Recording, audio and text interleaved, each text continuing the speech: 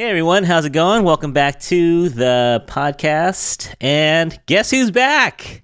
We have, all the way from San Francisco, we have Madison. Hey Maddie, what's going on? Hi. I finished up school, was away for a couple months, but now I'm back. People were asking about you. They're like, why is your show so boring? When did you get so old? Stop it. Oh my God. No, I don't believe you though. But if people actually said that, that's very nice of them. No, there were people who were like, so is Maddie coming back ever again? I was like, I don't know. She's pretty busy. Aw, well, I'm happy to be here today. Yeah, no, I'm glad you're here too, because it would have been just me. So that's never good. But, yeah. So you've been busy doing summer stuff? Yeah. I also think it's good that I'm here though, because I'm also like one of the targeted audiences for the book. You know what I mean? Oh yeah. No, he does a lot with, we should say who we're talking to today. So oh yeah. We've been talking about this show like when it was like February or something. Didn't I say something about trying to get Jean Yang on for months? I never heard you say that, but I remember when I first joined in December and you said, Madison, do research, let me know if there's anything you're interested in or people you want to talk to. The first thing that came to my mind was this book, but I never thought it was in the realm of possibility to be able to get him on the show. I know, right? I think it's so special that he's coming on today though, because the podcast just turned a year old, so it's like a marker of our progress, you know? Yeah. Now we're talking to like national legends and... I know. So yeah, we're talking to Jean Luen Yang. He's actually local, lives in the Bay Area.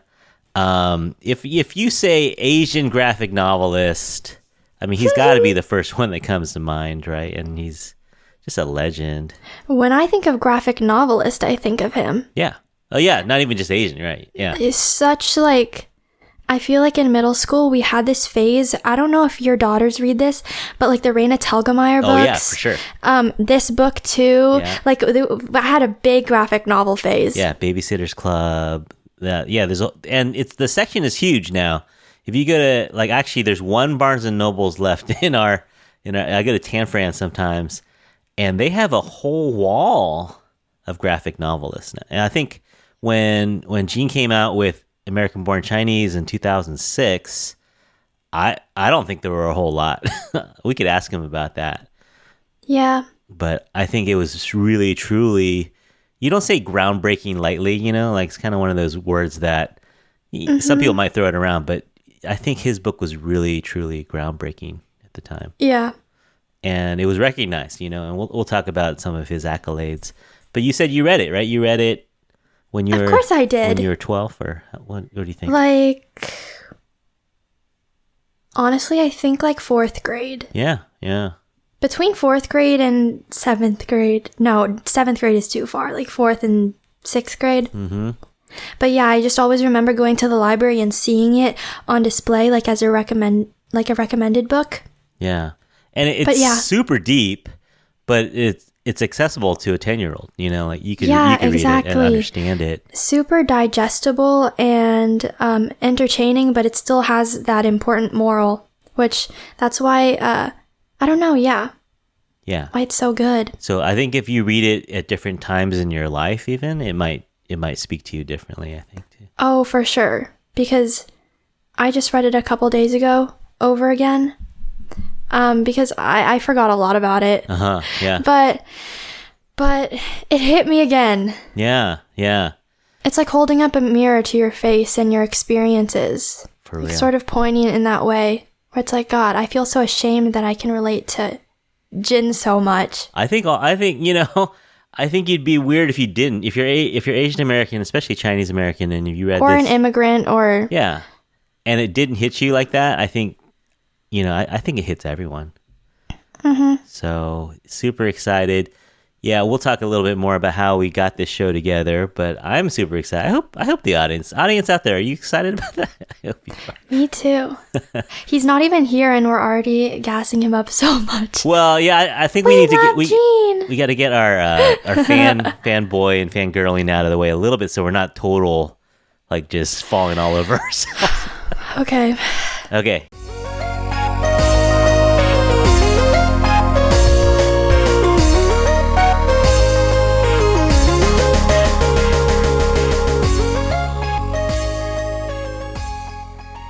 everybody. Welcome back to the podcast. We have a special guest today.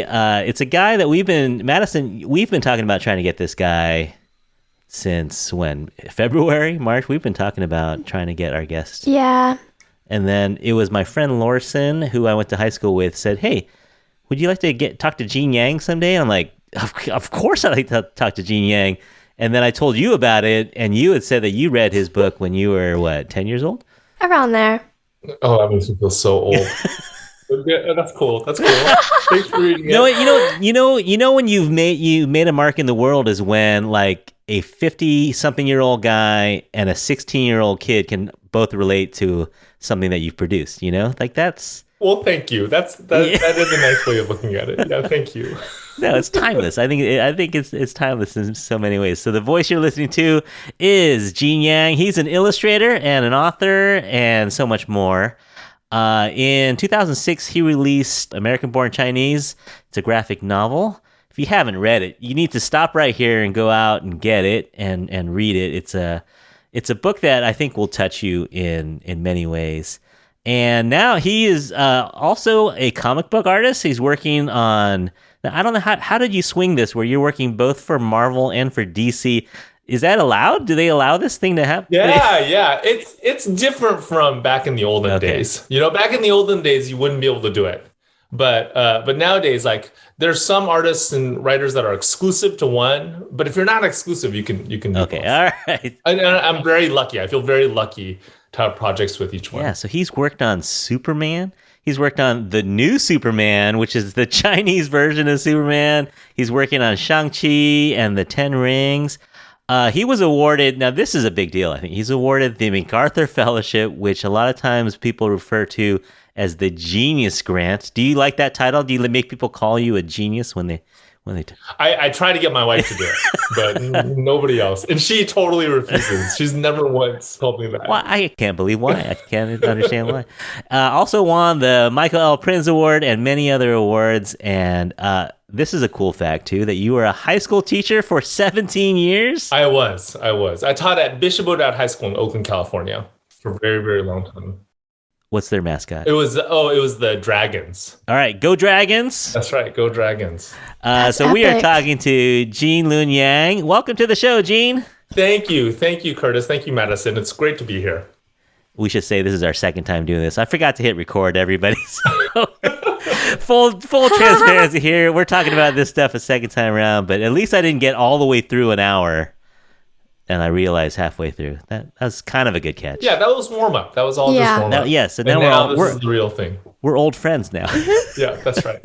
All right, let's get into your origin story a little bit because I think it's pretty fun. You were born and raised in the Bay Area, yeah? That's right. I have spent my whole life here in the Bay Area. So I grew up in the South Bay, and then I went up to the East Bay for college. Lived there for a number of years before moving back down to the South Bay.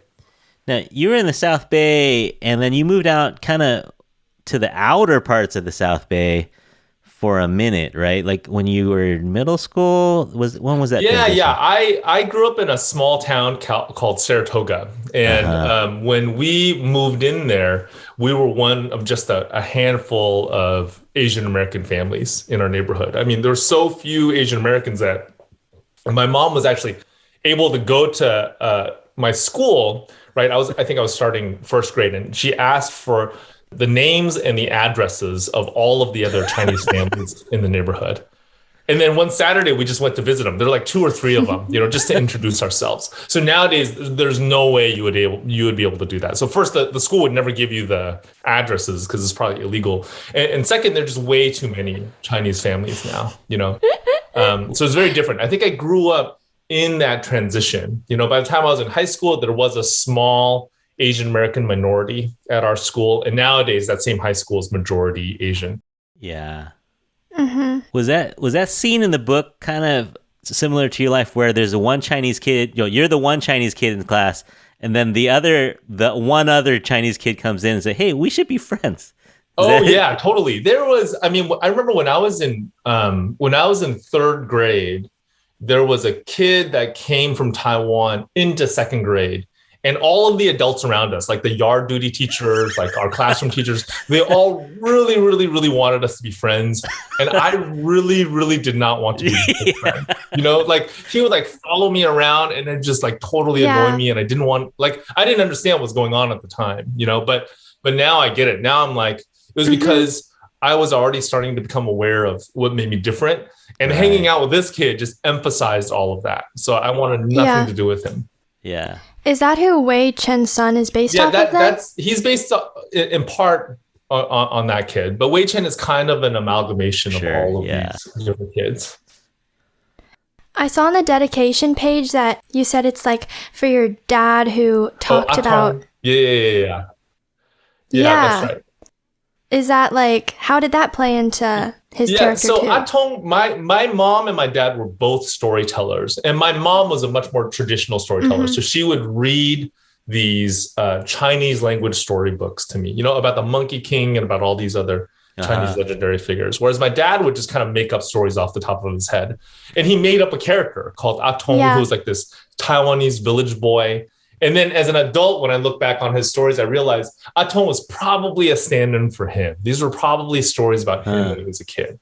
Most of them were kind of like scatological. That's what I liked when I was a little kid. So like there was a story about how Atong's dad would make him go and pick up cow manure in front of their house with a pair of chopsticks. I thought it was really funny when I was a little kid. But I think my grandpa probably made my dad actually did it. Yeah. You know? Yeah.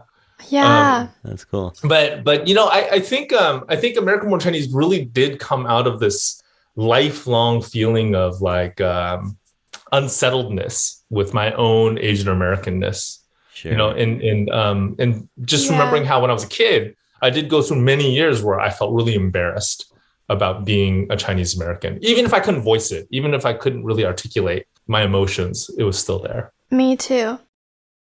So, Gene, were you into comic books when you were a kid? And was this kind of something that you'd always kind of done, doodling and drawing? And yeah, I bought my very first comic when I was in the 5th grade. It was from, I think it was like a Crown Books by our house. Yeah. And back in the old days, you know, every bookstore had a spinner rack that would carry a month's worth of comics. You could spin the whole thing so you could see all the comics.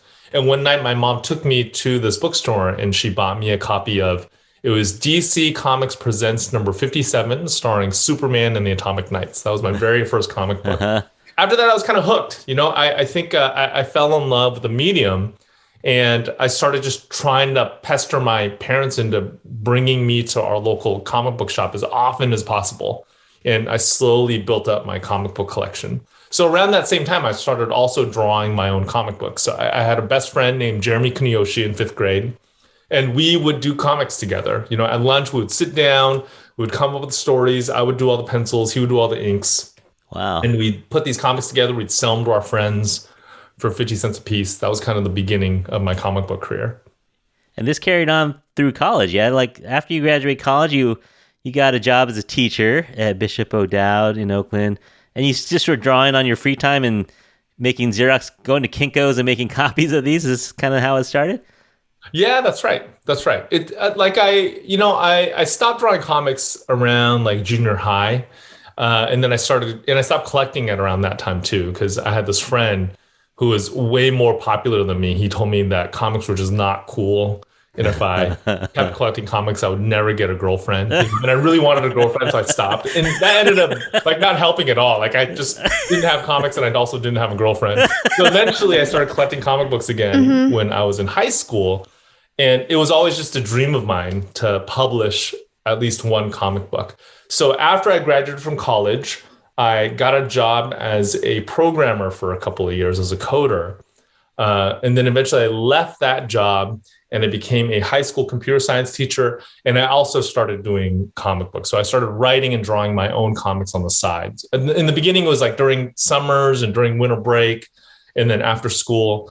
And then eventually I was able to go part-time at my teaching job and just draw comics and write comics with the other part of my time. Mm-hmm. And so I heard that American Born Chinese wasn't your first kind of Asian character. You had some earlier graphic novels that you had just done. Yeah, American Born Chinese was actually my third graphic novel. So it was the first one that was published in full color. But the very first one I did was called Gordon Yamamoto and the King of the Geeks. And it was about a young man who gets this spaceship stuck inside of his nose and becomes friends with the alien who's living inside the ship. So, from the very beginning, like from when I started doing comics as an adult, I had already started working through like my own identity as an Asian American, started thinking about it, deeply. And I would always have an Asian American protagonist, but American Born Chinese really is the very first story that I did where that was central. Being Asian American was central. And so when you're writing this, did you just know that this was going to be something big? No. No, when like I was self-publishing it, So yeah. I was like, it was kind of like what I was doing with Jeremy in the 5th grade. Only I was doing it as an adult, while Jeremy was actually like, he was in med school and I was still writing, drawing, and Xeroxing comics. So I would finish a chapter. I'd take it to our local copy store. It was a shop called Copy Central in Berkeley. And then I would Xerox copies of it. I would staple it by hand. And then I'd take it to these shows or these stores to sell it. There was a store in Berkeley called Comic Relief that would sell Xerox comics, like hand-bound comics like that on consignment. And there was another bookstore called Eastwind Books, which is still around. It's an Asian American bookstore. And they also would let me sell it, on consignment there. So that was kind of, it was like so small scale. And I was hoping like at some point I would collect those comics into a graphic novel, but I was not expecting, like what happened after it was published was just well beyond anything I was expecting. Yeah, I heard you're actually losing money on each copy. It cost you more to make it than yeah. That was, I was part of like this independent comic book scene, right? So there are a group of cartoonists. We would all go to these shows. We'd hang out afterwards, and we were all doing this. We were all like self-producing comics. We were all Xeroxing comics and selling them by hand, and every time you did it, you would lose anywhere from a couple hundred, and sometimes depending on how you printed it, like a couple $1,000s. It was just not, it was not lucrative at all. But the way I justified it in my head was I was like, some people, they lose a lot of money by playing golf, but they do it because they love it. So this is like my golf, instead of like buying fancy golf equipment, I'm going to make comic books. Okay. But the story starts to resonate with people. Well, so the story is based a little bit on your life and then, just kind of, things that you've been told, like you heard stories from your dad about the Monkey King. Where did you put all the pieces together for this story? Yeah, Monkey King was a bedtime story at our house. So my mom used to read these Chinese language stories to us, and Monkey King was probably my favorite out of all of her stories. He's just such a cool character. There's a reason why he's so popular in Asia. So that was from my mom. And then, when I started American Born Chinese, I knew I wanted to talk about the Asian American experience. And I came up with these 3 different ideas on how to do that, but I couldn't decide which one I liked the best. So American Born Chinese really began as like an intellectual exercise. I wanted to figure out how to get all 3 of these stories to fit together in one book. So one idea was to use the Monkey King as a way of talking about being an Asian American. Another one was I wanted a more naturalistic story that was largely based on my own life. And then the final one was I wanted to do like a comic version of a sitcom where the main character is like, like a Long Duck Dong style character. Yeah. But instead of like Long Duck Dong is an unironic character, right? He's just, you're supposed to laugh at him and that's it. But I wanted to do something a little more deeper with him. Yeah. Let's talk about Chinky a little bit. I think I don't know. He makes you uncomfortable. I think it was super risky as you wrote him.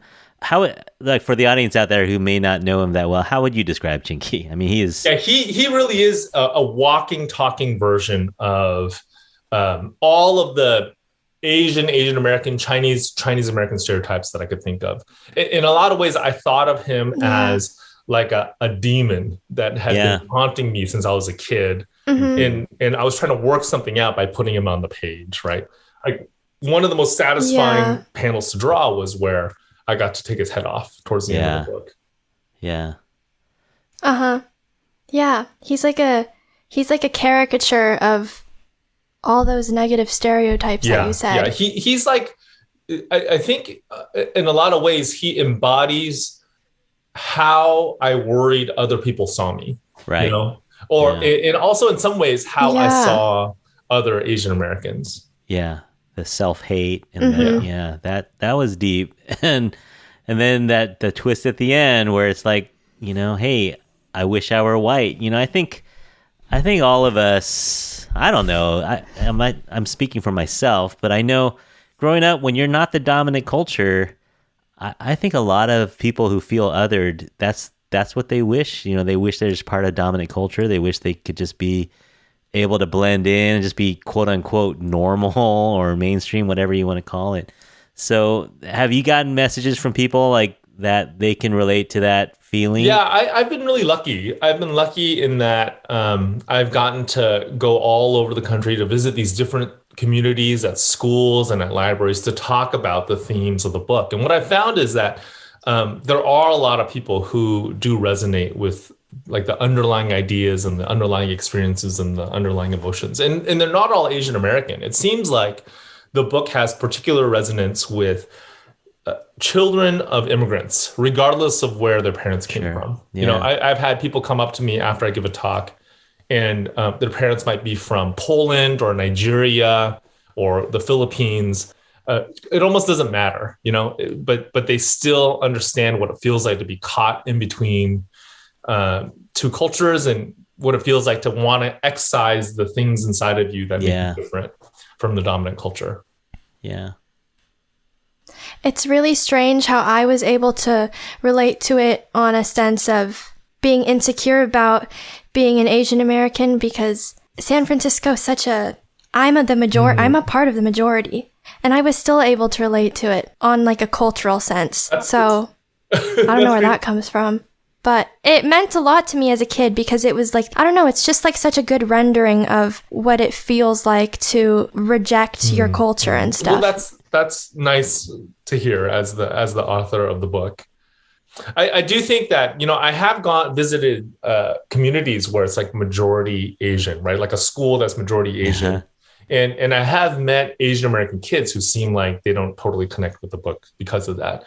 But maybe in your case, Madison, maybe like even though you're immediately in a majority Asian community in San Francisco, you are still part of like a nation, that is not.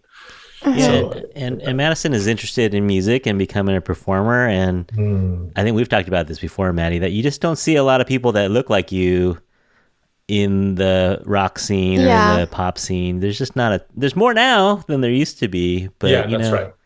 Even just 5 years ago, it was really hard to see someone that looked like you. Yeah, also just like even like women in the audio industry or like music technology. Yeah. So it's like that intersectionality makes it even harder. Right. That's right. So this book, I'm assuming someone saw this somehow, or did you have to go to a publisher, or how did this happen where it started getting national attention from East West Books, in Oakland? How did you go from there to getting a publisher, getting some national attention? Well, some of it really was right place, right time. I was just really lucky. I was working in comics and graphic novels at a time where comics and graphic novels were really breaking through into the American consciousness. So the book was published in 2006.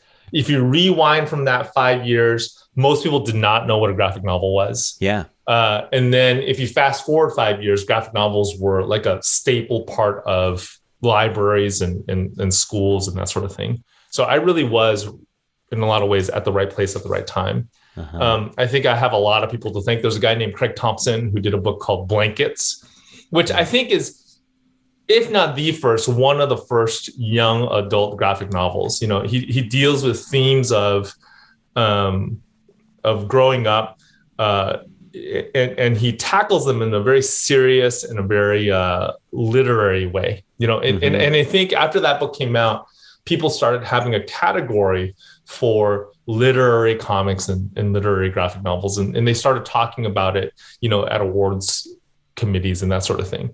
So I signed up with First Second Books. I was part of their second season. They were a brand new publisher at the time. They were part of a much larger publisher called Macmillan, but it was a brand new imprint within Macmillan that was completely focused on graphic novels. And I was really introduced to First Second by a good friend of mine named Derek Kirk Kim, who is one of the most talented cartoonists that I know. He did a book called Same Difference in Other Stories that came out in the early 2000s. It won all 3 major comic book industry awards. It won a Harvey, an Eisner, and an Ignatz. So after that, publishers started chasing after him. And he, great friend introduced me to one of these publishers, and I was able to sign with them. Yeah, very cool. And so it's blowing up, and you're getting national attention, and you get nominated for some awards. You were nominated for the National Book Award. Was that the first graphic novel that ever been nominated and finalist? Yeah. It was, like I said, the reason why I think that happened was because there were these graphic novels that were definitely literary and awards worthy that had been, slowly coming out before that. And eventually awards like the National Book Award started considering graphic novels because of the books that came before me. But it was the first graphic novel to get nominated for a National Book Award. That was a stunning, crazy experience. It was because when you're a graphic novel person, like when you're a comic book person, you dream of the Eisners, right? Right. So for the National Book Award to happen was just to get nominated for that was stunning. Yeah. I was just wondering what it feels like to be living such a childhood fantasy, like going from doodling in the margins of your papers to getting to do this for a living and being like such a trailblazer in it too. Thank you. It's really weird. I think I try not to think about it too much. If I think about it, it feels so weird. My life feels so weird, But like day to day, I'm just like trying to hit deadlines and I'm trying to get scripts done and I'm juggling like notes from different publishers and stuff. But whenever I take like a bird's eye view of my life, it feels a little bit surreal. And your kids keep you in line, right? You're just dad. Yeah. My kids are definitely not my biggest fan. They whenever I show one of my wife and I, we have 4 kids. Our oldest is 18 and our youngest is 10. And whenever I show them one of my graphic novels, they'll be like, "It's okay, Dad. It's fine." It's not as good as Raina Telgemeier, but it was readable. Oh man! But we should say you are now a Hollywood producer as well, because Disney Plus is making it into a show, which is super exciting. Huge congrats! And are they filming, or they wrap up the? They film? finished filming. They finished filming a couple of weeks ago. Wow! It was that was a really surreal experience as well. We've talked about Melvin Marr before. I mean, he at ABC Disney. I mean, I've heard they've given him the keys a little bit, where they start asking him what he wants to do. Was he the guy who sought you out, or how did this happen? He was. So I went down to LA to do a Panda Express event. So Panda Express would host these like summer festivals, right? And at this one summer festival, they had a panel of Asian Americans from different fields. So I was from comics. Melvin was from movies. There's a guy from architecture, and they would interview us about the stuff. So we kind of got to know each other at the time. And then a few months later, he's a producer of Fresh Off the Boat. Fresh Off the Boat had a comic book themed episode, and they wanted to release like a free comic book day offering in conjunction with that episode. So he asked me to write that. I did. And we got to know each other through that process. So eventually we talked about American Born Chinese. He wanted to option it. I've had a media agent for American Born Chinese ever since the book came out, but I've always been kind of wary of it, in part because of this character named Cousin Chinky, who's in the book, who I thought of as like he's constructed to be the like the amalgamation of all of the negative Asian and Asian American stereotypes. And I was worried that if media ever came out, like if American Born Chinese was ever adapted to a television show or a movie, there'd be like these decontextualized clips of that character, on YouTube, and it would just be horrifying. So I was always a little bit hesitant, and I told this to Melvin, and eventually, like, that was one of the reasons, right? That was one of the things that had to get worked out, and eventually it did. I feel like the showrunner came up with this amazingly brilliant solution for that fear. He addressed that fear in such a great way. The showrunner's name is Kelvin Yu, who's one of the most brilliant writers that I've ever met. Yeah, and maybe that's what it takes too. Like maybe even just 10 years ago, there wouldn't be as many people behind the camera helping it along. Like you've got Destin Daniel Cretton doing the director, you got Melvin Meyer producer, you're involved. Yeah. Like you said, you have Asian writers helping out with this. I mean, I think this is, and like the cast. Can we talk about the cast for a second? The cast was stunning. Yeah. You got Michelle Yeoh, you got Daniel Wu, you got Ki Hui Kwan. I mean, these are some, like, for those of us who grew up in the 80s, you got Data from Goonies in this show. This is amazing. Yeah. And he's a spectacular actor. He's one of a kind. For sure. No, we are all super looking. Do you have a date? Is there a date on that release? I don't think they have a release date yet. I don't think they have a firm release date yet. But they did finish filming. They're in post-production right now. Really fun. Really fun. All right. So it's safe to say that you didn't have to go back to the classroom at this point. You did a little career switch and went full-time into comics at this point? Yeah, I'm full-time now. I only went full-time at the very end of the 2014-2015 school years. That was. Oh, really? Okay. Yeah. So it's fairly recent. Okay. So, like, wait, that's so crazy. How did your students view you? It was like my students were not super impressed with me. Yeah, like so. Yeah. Actually, so this is what I remember. I remember every now and then I'd get somebody bring a book up to me to sign, right? Like in my class, it'd be after school and they'd bring in a book to sign. And then I would also help out with, it's a Catholic school, so they run these retreats. So I'd help out with the retreat. Sometimes I'd do like a presentation at a retreat. So I kept doing that even after I left the school. So every year for sophomore retreat, once a year, I would go and I would do a presentation. And at some point, maybe 2 or 3 years after I had left, at the end of my presentation, they would give me a standing ovation. It was just so weird, right? Because like when I was actually there as a teacher, nobody ever did that. But after the students who were there on campus while I was there as a teacher left, it just became like the dynamic became different. I mean, I don't know. Yeah, now you're an outside celebrity. Yeah. Very cool. So in the 2010s, you start working on Avatar, The Last Airbender, another classic. Were you a fan growing up? Not growing up. You were already an adult when that came out, but were you a fan of that show and what they were trying to do? Yeah. I was a huge fan of that show. I was introduced to that show by my friend Derek Kim, actually. I remember like I was a high school computer science teacher at the time.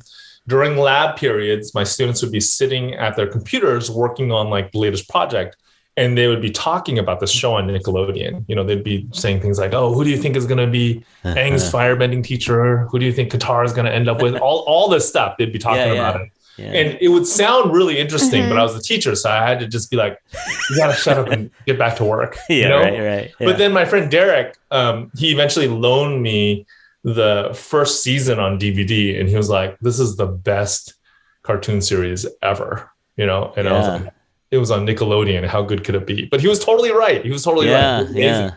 And I became a fan. So when the opportunity to write the comic book continuation of that show came up, I jumped at the chance. Yeah, no, it's great. We have your books here at the house. It's it's just a quality show, and then not produced by Asians, but it has such a Asian-centric feel to it. It's interesting. Yeah, it does. It does. I think I remember Derek and I talking about it, and we were both just shocked that it was not created by Asian Americans. Yeah. It just feels so Asian American. Yeah. And I think it's because Mike DiMartino and Brian Konietzko, they just really did their homework. They really did their homework. They included Asian Americans on their creative teams. They had a lot of the animation done by these Korean studios. And usually when an American studio like Nickelodeon works with a Korean studio, they just basically have like a I mean, the American studio just tells them what to do, Right. But what Mike and Brian did was they invited the Korean animators to give feedback, and they did. And I think that all of that shows. It works. Yeah, yeah. And then you get invited to do some Superman. Superman crushes the Klan. Was that your first DC stuff, or? No, I actually did 10 issues on Oh, the okay. monthly Superman book. And then after that, I did Superman Smashes the Klan. I also did New Superman for them. So that was actually what ended up leading to my leaving the classroom. I Uh, got to a point where I felt like I could not, like I couldn't write. I was like writing Avatar, and then I was working on my own graphic novels, and then I was also teaching.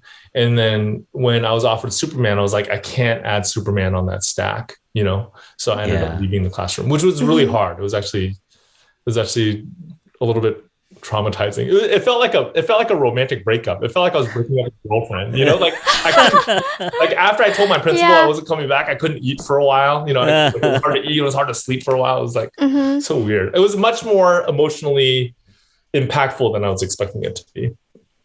But Uh-huh. I did 10 issues of Superman. I did 23 issues of New Superman, and then I did some work on the Terrifics, which is like the DC version of Fantastic Four, Mhm. and then Superman Smashes the Klan, and now I'm doing Monkey Prince for them. Yeah, yeah, very cool. Let's talk a little bit about New Superman. That idea, I heard a story that when they pitched that idea to you, you were like, I don't want to do a Chinese Superman. Yeah, that sounded so stupid. It sounded terrible. I did not want to do that at all. Yeah, they called me up. It was so funny. They called me up and they're like, okay, don't get mad, but we want to do this Chinese Superman and we want you to write it.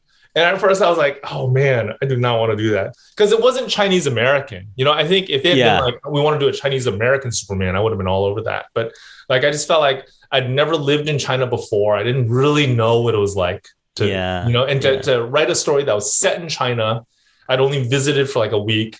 Uh, I just, I don't know. And also like, even my own family history, my grandparents left mainland China right as the Communist Party was coming into power. yeah. And it was part of the reason why they had to leave was because my grandfather worked for the nationalist government, Right, right. that was displaced. So they ended up in Taiwan. And then we have a lot of relatives who were in China. Like my grandparents' siblings were all in China during the Cultural Revolution. Uh-huh. So we have lots of like these Yeah, really bad stories, right, like right. these really, really horrible family stories. And I just thought, man, like Superman is supposed to be about truth, justice, and the American way. How does that like jive with these family stories that I grew up with? Yeah, And yeah. it just felt like too much. It felt like there were too many like these holes, these political holes that I could fall into with that idea. Yeah. But then I got called into the DC offices. They're brand new offices in Burbank. So they were in New York for a very, very long time. Right, right. And then right after I started working for them, they moved to Burbank. And I went into this building. They're on like the 6th and 7th floor. I got called into Jim Lee's office. Jim Lee is like the chief creative officer of DC right now. Right? I think he's a co-publisher back then. Yeah. And I grew up huge Right. Jim Lee fan. I Yeah. have all of his X-Men comics at home. Yeah. So he calls me and he's like, this was my idea. I wanted an Asian member of the Superman family. And he said all this other stuff that I don't remember because I was just like looking at his face. and in the end, I was just like, yeah, I'm going to do it. I'm going to do it. Because it was Jim Lee's idea. And it ended up being super fun. It was like first, I got to know like modern day China. And I think, I think it's a very complicated place. I think modern day China is a very complicated place, but it's also not the same place where a lot of those stories in my family took place, and I think, in a lot of ways, when you write a story set in another culture, you do have to make peace with the fact that it's not going to feel the same as if it were written by somebody who lived there. But at the same time, I think it's a way for you to learn more, even about where you yourself come from, right? Like, I feel like writing the story that's set in China, even though it's going to read like it was written by an American, I do feel like I learned a lot about being like an Asian American. I learned a lot about being American. Yeah, for sure.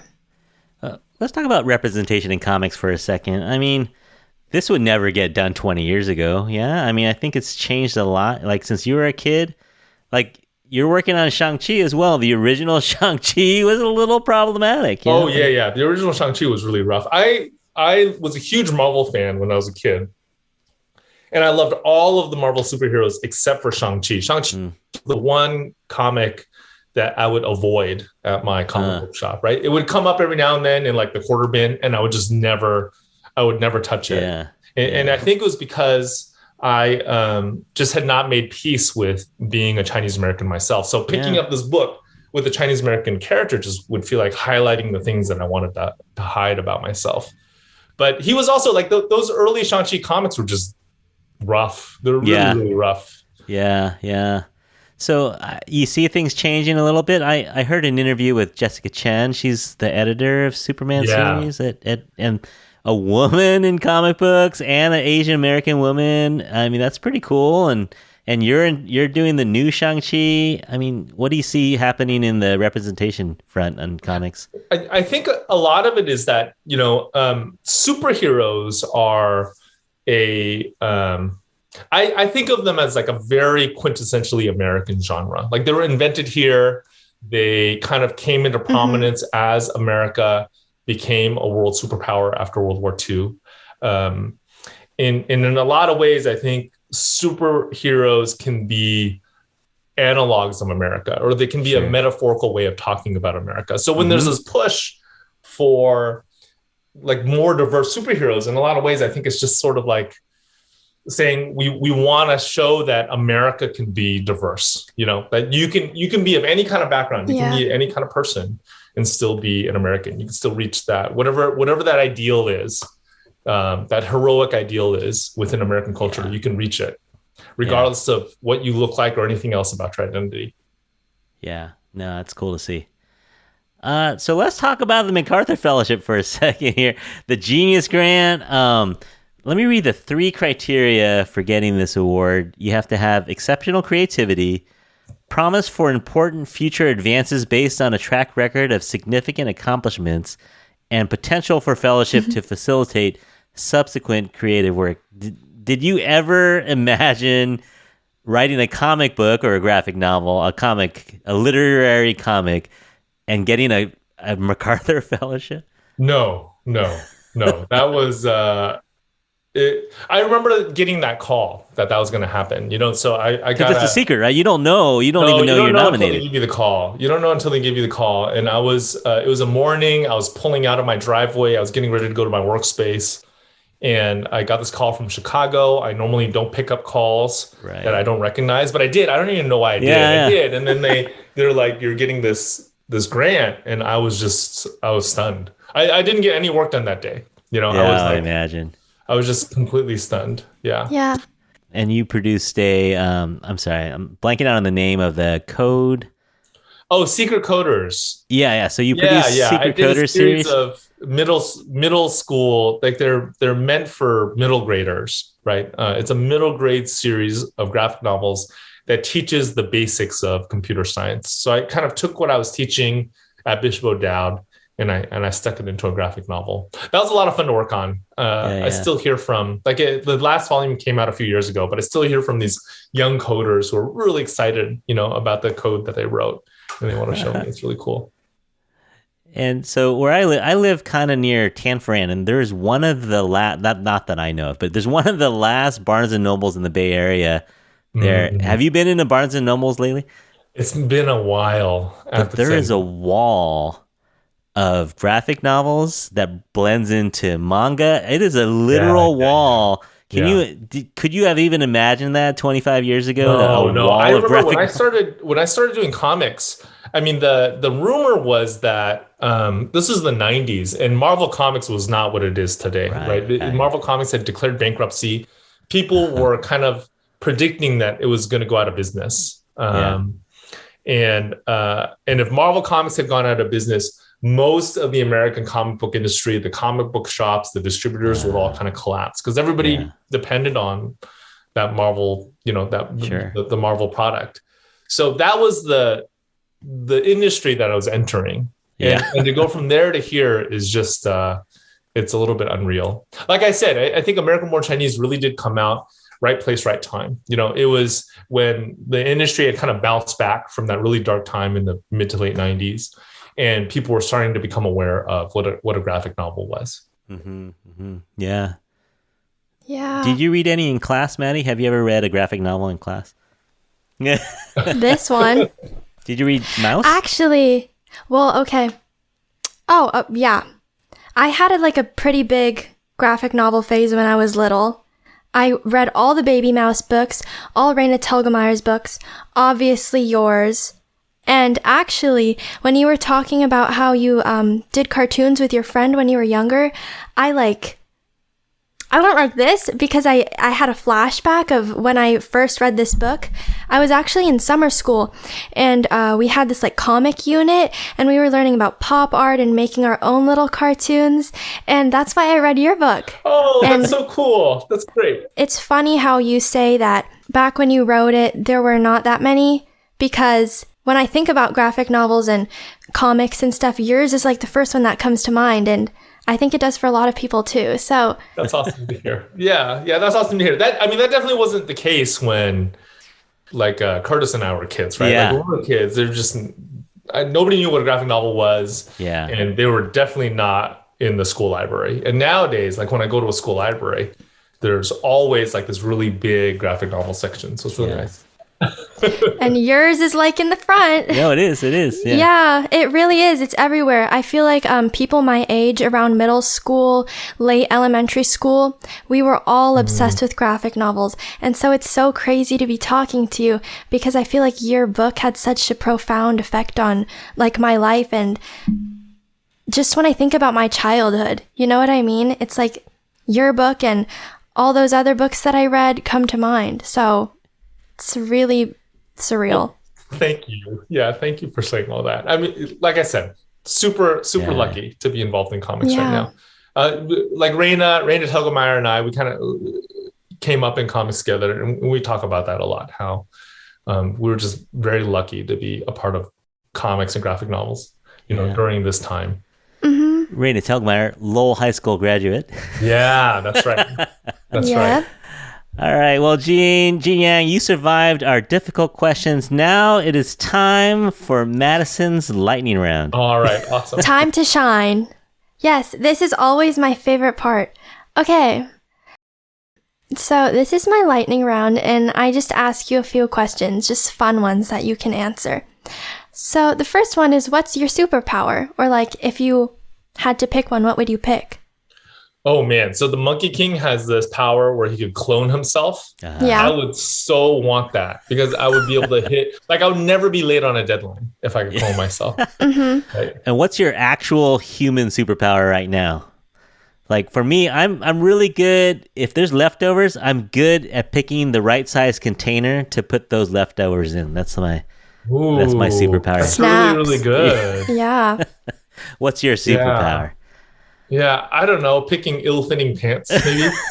I always have ill-fitting pants. Second one is, who's a superhero you'd most like to hang out and grab a meal with? Okay, my favorite superhero in the Marvel Universe is pretty obscure. Most people don't know who he is, but he was in the second or third issue of comics in my collection. So I have this very, very vivid memory of him from when I was a kid. His name is Frogman. And I love him because I think his origin story is awesome. So his dad was a supervillain. He was a Spider-Man supervillain. His dad went by the name Leapfrog, and he didn't have any superpowers. All he had was this green suit with springs at the bottom of the feet. So that he would rob a bank, and then he would hop away with his spring feet, Mm-hmm. And then eventually he's kind of dumb. So he gets arrested and thrown in jail by Spider-Man. And then his son finds out that his dad is the supervillain and feels really guilty about it. He feels guilty that his family is basically a criminal family. So he decides to use his dad's like leapfrog suit and become a superhero. Except that he's really bad at it. He's not coordinated. He could barely use that suit at all. And then he just kind of bounces around and like follows Spider-Man, goes, "Oh, can I be like your partner and stuff?" And Spider-Man doesn't want anything to do with him. But he would be the one that I want to hang out with, because ultimately, even though he's kind of a loser, in the stories, he is still able to thwart crime, from time to time. So he kind of he exceeds expectations. And I think anybody who can do that, anybody who can exceed the expectations of their own life, they have something to share with us. All right. Have you gotten to draw him in any of your comics? I did do a 2-page story with him Wow. for a Marvel anthology called Strange Tales that came out. That's so special. That's cool. Yeah, it was fun. Last but not least, who's your InfatuAsian? Which is basically anyone in the Asian community that you admire, and they can be living or deceased. Right now, the first one that comes to mind is Ki Kwan. So he's the actor that played Data in Goonies and Short Round in Indiana Jones. And we are so lucky to have him in the American-born Chinese show. Yeah. He's fresh out of my mind because I've been watching this clip of him on the show over and over and over again, because I feel like in this clip, he says all of these things I have wanted to say as an Asian American. I feel like he kind of gave voice to something deep inside of our community. I can't wait for it to come out, so people can see how brilliant he is. I guess people already know. People already know how brilliant he is, but this will just be another level that people will get to see. And he's got a great story as well, too. Just he really does. Getting into these roles that are iconic and then disappearing from the acting scene for decades. And then with the Everything Everywhere All at Once, amazing portrayal there. Yeah, good choice. Good choice. Well, that's it for our episode. Gene, thanks so much for coming by. Yeah, thank you so much. Thank you. Thank you, Curtis. Thank you, Madison. It was super fun chatting. Yeah. So thank you too, Madison, for coming by. Always. She's giving us a thumbs up. You can't give a thumbs up on radio, Madison. Let's see. So socials for Eugene, you can go to GeneLuenYang.com. I'll spell that out in the show notes. Gene Luen Yang on Instagram and Twitter as well. Everybody go out there, go to your local bookstore, buy some comics, go to your comic store and buy some comics, or go buy some graphic novels, or go to your public library and get those. Everybody should be reading. It doesn't matter what you're reading, you should be reading, right? And so everyone out there, we hope that you enjoyed this episode. Hope you learned something. If you want to write to us your favorite superhero, or maybe you have a Frogman story that you want to tell us, you can write to us at InfatuAsianPodcast@gmail.com. You can follow us on Instagram or Facebook at The InfatuAsian Podcast. And of course, I'll put all these details in the show notes. Follow us on Spotify or Apple. You know how to do this, everyone. But on behalf of my guests, Gene, Madison, and myself, we hope you're all happy, healthy, and safe out there. We'll talk to you again soon. Bye. Bye-bye. Thanks for listening. Bye.